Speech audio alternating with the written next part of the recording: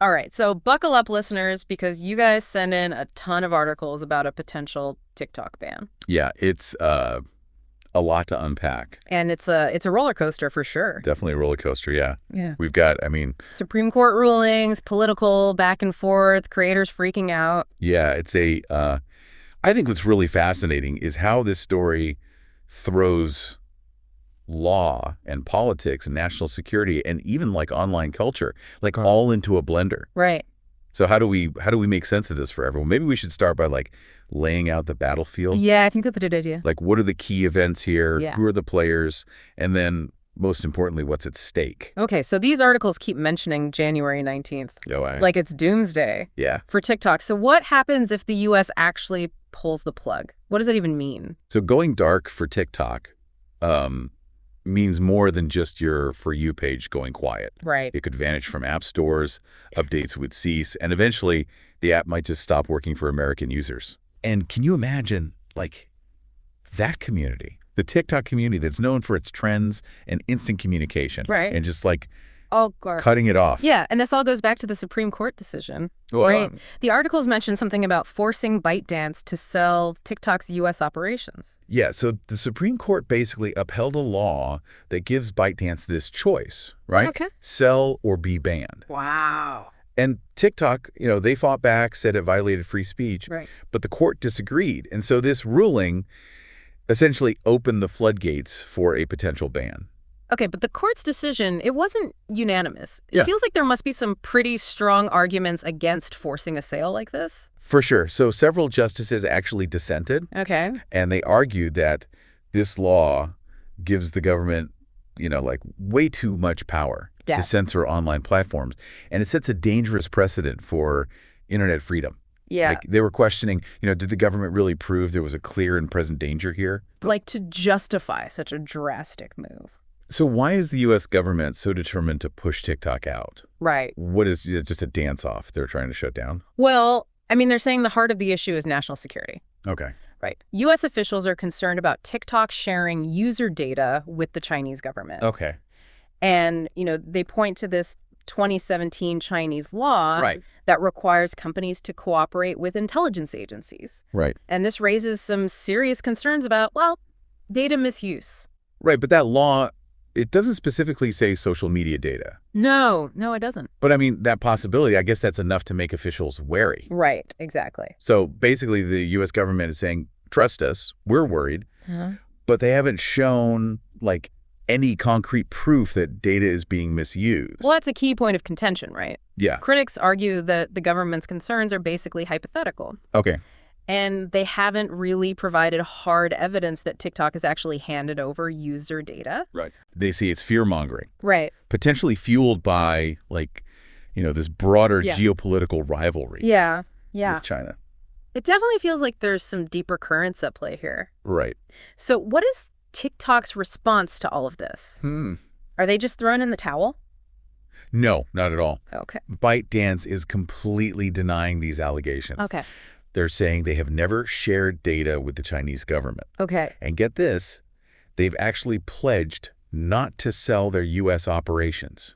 Really? Yeah, they're framing this as a battle for their principles. Wow. So they're kind of portraying themselves like David fighting Goliath, Right.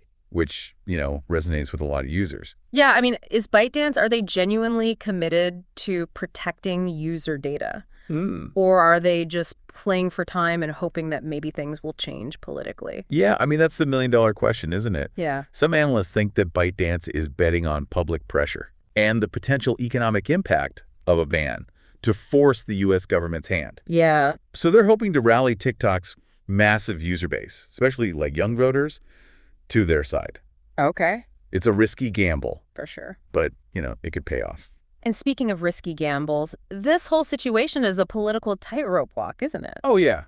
I mean, Biden signed the bill, but now it falls to the incoming president, Donald Trump, to enforce it. Yeah. Talk about a plot twist. Yeah, and remember, this is the same Trump who tried to ban TikTok during his first term. Right, yeah. But here's where the political maneuvering gets interesting. Okay. He initially championed the ban, Right. but he's recently softened his stance. possibly because of TikTok's popularity among young voters. Right, which is a demographic he needs on his side. Exactly. So is Trump actually having second thoughts about this? Or is this just another power play? Yeah, like, is he... I mean, what are the chances that he actually enforces it come January 19th? I mean, it's anyone's guess at this point. Yeah. He said he needs more time to review the situation, Of course he has. which only adds to the uncertainty. Of course. But some experts think he might use this as leverage in trade negotiations with China. Okay. Or try to, get some concessions from ByteDance. Okay, so we've got a legal battle, a data privacy debate, and a political thriller all rolled into one. Yeah. It's enough to make your head spin. It really is. But amidst all of this back and forth between governments and corporations, Yeah. it's easy to forget about the individuals who are caught in the crosshairs. Right. What about all of those TikTok creators who rely on the platform for their livelihood? How are they reacting to this potential ban? You're absolutely right. Like, this isn't just some abstract legal drama, right? Right. It has very real consequences for millions of people. Right. And the articles highlighted the stories of creators like Nicole Bloomgarden and Erica Thompson, who are understandably very anxious about losing their primary platform and income source. Yeah, Bloomgarden and Thompson, those names do sound familiar. Yeah. Remind me, what kind of content do they create? So Bloomgarden is known for her comedic skits Okay. and relatable commentary on everyday life. Okay. And she's got a following of over 5 million users Wow. who really appreciate, her authenticity and her wit. Yeah. And then Thompson, she's kind of carved out this niche as a beekeeper extraordinaire. Oh, wow. Okay. Yeah, and she uses TikTok to educate and fascinate, like, literally millions of people with these captivating videos about bees. Okay, yeah, now I remember seeing their videos pop up on my For You page. Right, exactly. So what are their main concerns about this potential ban? Are they just worried about, like, losing followers and likes, or is there something deeper at stake? It's much more than vanity metrics for them. And for countless other creators, Right. they've really poured their hearts and souls into building communities on TikTok. They've fostered genuine connections with their audience. Right. And, they found a platform that allows them to express themselves creatively, share their passions, and build sustainable careers doing what they love. And now that platform could be ripped away. Right. Leaving them, like, stranded in the digital wilderness. Exactly. It's got to be crushing. As a massive blow, there's no doubt. Yeah. They're facing the prospect of losing their creative outlet, their main source of income, and the community that they've built for years. Right. Like, it's like watching their digital home crumble before their eyes. So what are they doing to prepare for this potential, like, digital apocalypse? Are they exploring other platforms, trying to, like, move their audience? So some creators are considering alternatives, like Rednote, Okay. which is trying to position itself as the TikTok killer. Uh-huh. But many worry that it won't capture the same magic Yeah. that made TikTok such a phenomenon. Right. They fear losing that unique algorithm, the community, the creative tools Yeah. that allowed them to thrive on TikTok.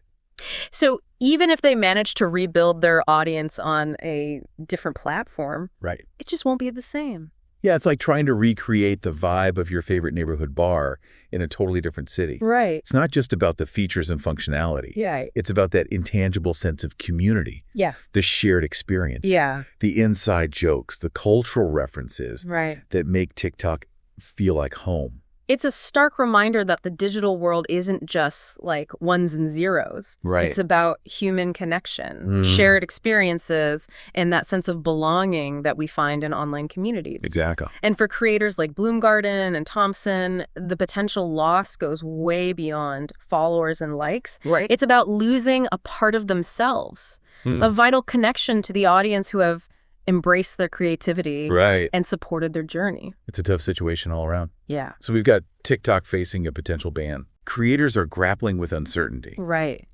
And the U.S. government is caught in this tricky balancing act between national security and digital freedom. Yeah. Where do we go from here?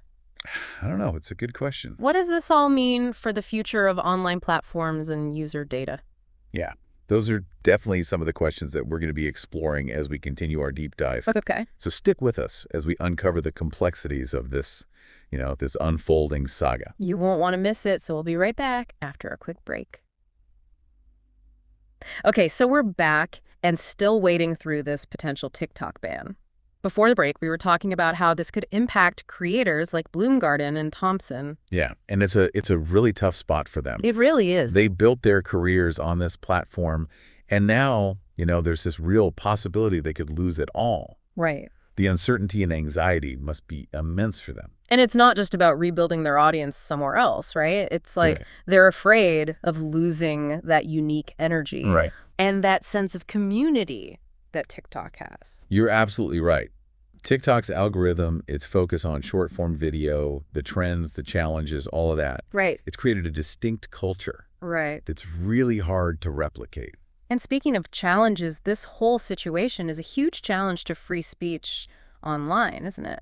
It definitely raises some serious concerns about censorship and government overreach, like banning a whole platform just based on its country of origin. Right. That sets a really dangerous precedent. Yeah, imagine if other countries started banning US-based platforms for similar reasons. Yeah, exactly. It would be like, Digital dominoes. yeah, exactly. And that's why that free speech argument is so important in all of this. Right. Critics of the ban are saying it could create what they call a chilling effect Okay. on online expression.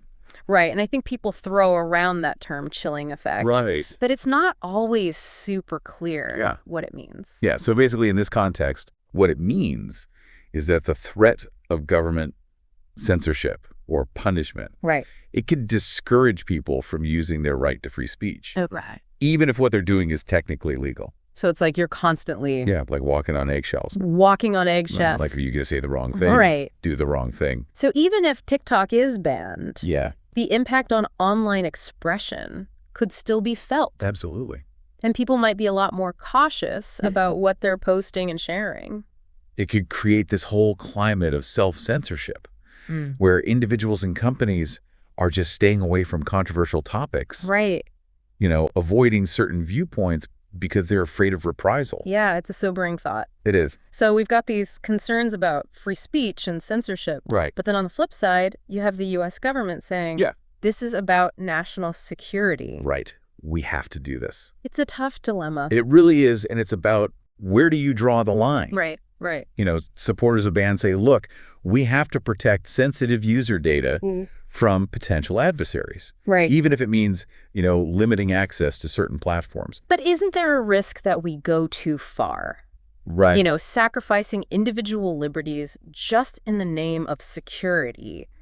Where does it end? That's the core of the debate, and it's a debate that goes way beyond TikTok. Yeah. It's a fundamental question about how we balance security and freedom in a digital world. Right. Where everything we do. Where all of our data is being collected. Yeah, our data is constantly being collected and analyzed. It's almost like this philosophical battle between two fundamental values. Right. Security versus freedom. It's hard to find that balance. And finding that balance is really, really hard. It's a very delicate tightrope walk. It is. And it's a debate that's only going to intensify as technology gets even more advanced. Yeah. And our lives become even more intertwined with the digital world. Yeah. So as we're kind of wading through this really complex landscape, what can our listeners do? Just regular people like them. Yeah. What can they do to stay informed? Well, first and foremost, I would say be critical of the information that you're consuming. Right. Don't just take headlines at face value. Right. Yeah. Dig a little deeper. Right. Explore different perspectives. Okay. Find reliable sources of information. Because it's easy to get swept up in the hype. Oh, absolutely. Especially when we're talking about something like TikTok. Right. It's so popular. Which is so popular. And controversial. Yeah, so you got to be discerning. Okay. Be skeptical. And be proactive in finding accurate information. And what about, the ethical side of all of this? I mean, we've talked about the legal stuff, the political stuff, but what about the moral considerations? That's a really crucial point. Yeah. This potential TikTok ban brings up some really fundamental ethical questions. Like what? Well, for example, is it ethical for governments to restrict access to information and communication based on where something came from, the national origin? Right.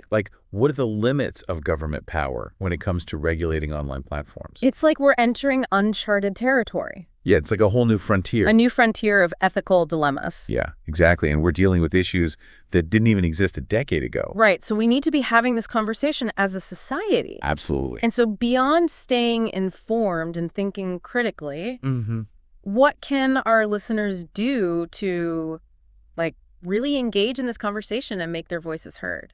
So there are a few ways to get involved. Okay. Reach out to your elected officials, tell them what you think, Yep. ask questions about their stance on the issue, Okay. join online forums, have discussions, engage with experts, other users, share your perspective. So it's about being an active participant. Yes, exactly. Not just passively consuming information. You got it. It's about recognizing that you have a stake in this debate. Right. And that your voice matters. Okay. So we've talked about a lot. We have. The legal ins and outs, the political stuff, the ethical. The societal implications. Yeah, the societal implications of this potential ban. But let's not forget about the human side of this story. Absolutely. What's going to happen to Bloomgarden, to Thompson, to all of these creators who have poured their hearts and souls into building communities on TikTok? That's the big question, isn't it? Yeah. As we get closer and closer to this January 19th deadline, are they going to be able to adapt, rebuild their audiences on different platforms? Are they going to find new ways to connect with their fans? Keep sharing their passions? Or will this ban silence them? Yeah, it's a reminder that behind all the headlines and the legal battles, there are real people. Whose lives and livelihoods are at stake. Right. This isn't just about national security. Right. It's about real people facing real consequences. Exactly. So as we wrap up this part of our deep dive, what are the key takeaways for our listeners? What do you hope they'll remember as they try to make sense of this really complex situation? So first and foremost, I hope they'll look at this with a critical eye. Question assumptions, seek out different perspectives, and form their own informed opinions. It's about thinking for yourself. Yeah, exactly. And not just accepting what you hear from, politicians, from pundits. Or even podcast hosts. Like us. Exactly. And secondly, I hope they remember that there's a human dimension to this story. Absolutely. The creators, the users, the communities that could be impacted by a ban. It's about seeing beyond the headlines. Right. And recognizing that the digital world is ultimately about human connection. And shared experiences. Yeah. And finally, I hope they feel empowered. Yes. To engage in this conversation, make their voices heard, and help shape the future of this digital landscape. You got it. It's about recognizing that we're not just passively consuming technology. We're active participants in shaping the digital world that we want to live in. Well said. So I think on that note, it's time to move on to our final segment. Okay. Where we'll look at the potential long-term implications of this whole TikTok saga. All right. Sounds good. So stay tuned for the thrilling conclusion of our deep dive. And we are back for the final part of our TikTok deep dive. All right.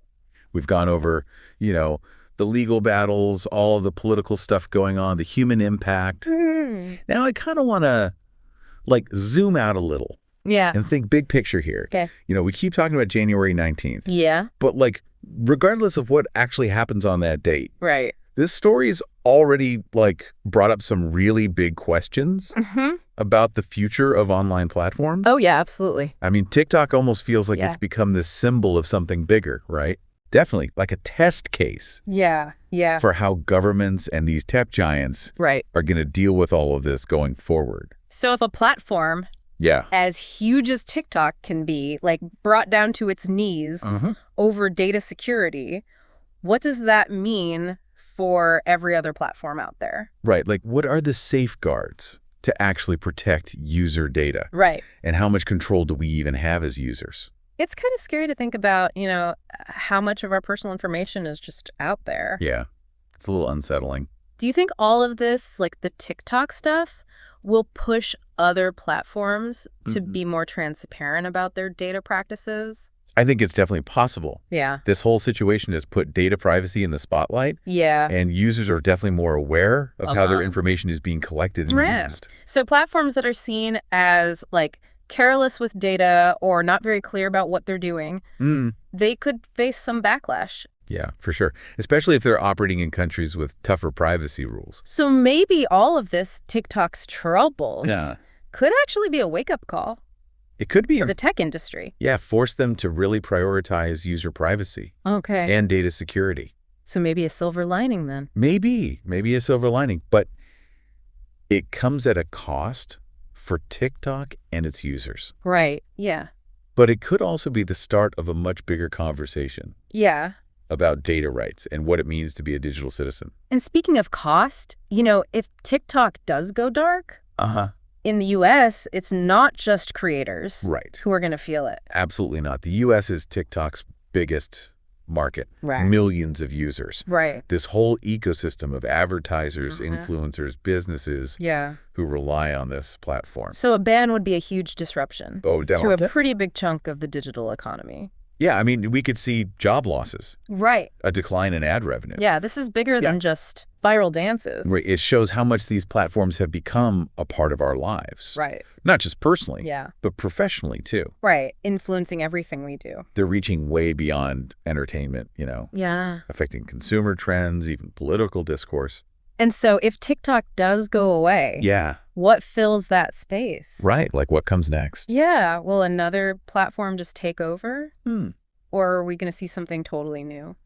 That's a good question and a tough one to answer. Yeah. There are already other apps out there. Like what? Like Red Note, trying to, be the TikTok killer. Yeah. But who knows if they can really capture that same magic? Yeah. TikTok's success isn't just about, its features. Right. It's the whole package. Yeah, it's the community. The trend. The trends, that creative energy. Yeah. It's hard to recreate that. It's like trying to, I don't know, bottle lightning or something. Yeah, you can try to, get all the ingredients. Yeah. But it's that spark, that unpredictable creativity. Right, yeah. And shared experience. Yeah. That's hard to just manufacture. Exactly. So I guess we don't really know. Yeah, it's hard to say. What things are going to look like after TikTok. Right. It could be that the existing platforms just kind of rearrange themselves. Oh, okay. Or some new players emerge. Right. Or maybe, social media as we know it just kind of fragments and people start looking for these smaller, more niche communities.